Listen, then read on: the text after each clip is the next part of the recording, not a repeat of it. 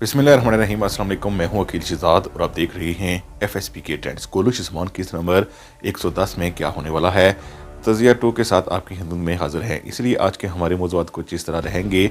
उस्मान बिन तुर्गत से मिलने के लिए एनागोल में क्यों गए हैं, बाला खातून और मरण खातून की लड़ाई क्या असल लड़ाई है, अगर ये असल लड़ाई है तो इसका इख्तिताम किस तरह होगा, अगर ये एक मंसूबा है तो ये मंसूबा नाकाम क्यों होगा। तो देखने से ऐसा लगता है कि बेअंदर के खास आदमी हुसैन ने उस्मान बे की मदद की है, लेकिन क्या उस्मान बे बेअंदर बे को माफ कर देंगे? इसके साथ साथ उस्मान बे कुपोरो हिसार किले को कैसे फतह करेंगे, आज के हमारे मौज़ूआत यही रहेंगे।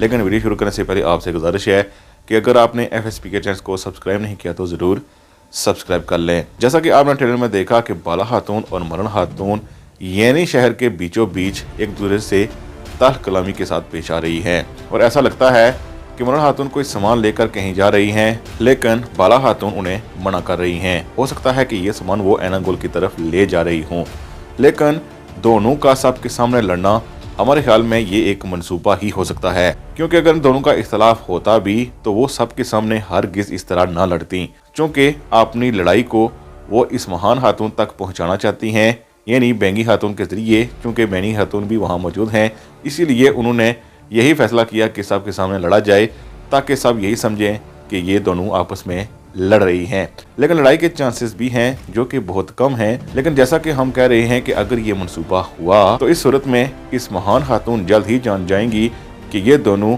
इनके साथ खेल खेल रही हैं, और हमारे ख्याल में बेंगी खातून की मुलाजमा जिसे अलचची खातून छोड़कर गई हैं, वही बेंगी खातून को बताएगी कि ये दोनों मंसूबा बनाए हुए हैं, और बेंगी खातून जाकर इस महान खातून को बता देंगी, जिससे इनका ये मंसूबा इतना कारगर साबित नहीं होगा।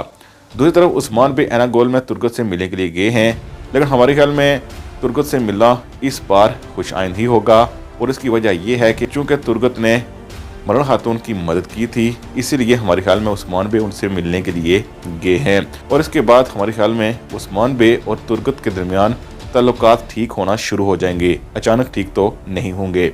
इसके साथ साथ अगर बेअंदर की बात की जाए तो हमारे ख्याल में बेअंदर अपनी जान बचाने के लिए ये सब कुछ कर रहा है, लेकिन उस्मान बे उसका इस्तेमाल ही करेंगे, अभी उसको मारेंगे नहीं। लेकिन आगे चलकर उस्मान बे चूंकि गुदारों को कभी माफ नहीं करते, इसीलिए बेअंदर की गर्दन अपने हाथ से ही उतारेंगे। और आखिर में आपको बताते चलें कि कुपोरो हिसार किला कैसे फतह होगा। जैसा कि आप पिछली बार देख चुके हैं कि ओल्फ कंताकोजनोस और एक नया शख्स जो उस किले का किलादार है वो उस्मान बे का जासूसी है, और ये उस्मान बे का तारीख अल्फ है कि नहीं ये तो वक्त ही बताएगा। लेकिन हमारे ख्याल में आगे चलकर कुपोरो हिसार जब फतह होगा तो सबसे बड़ी मदद उसी की तरफ से ही उस्मान बे को मिलेगी।